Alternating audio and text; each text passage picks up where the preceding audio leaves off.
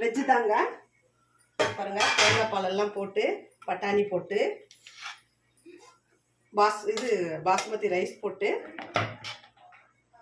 Key rice பண்ணி வச்சுருக்கேன். தேங்காய் பால் ஊற்றின கீ ரைஸ். இதுக்கு காம்பினேஷன் தொட்டுக்கிறதுக்கு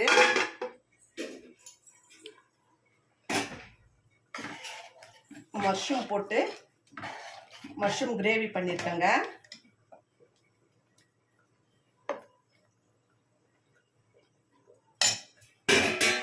அதுக்கப்புறம்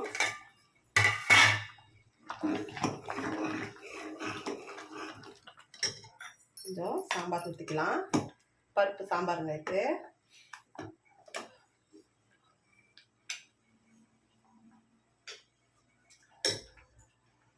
கூடவே வெங்காயம் வச்சுக்கலாம்.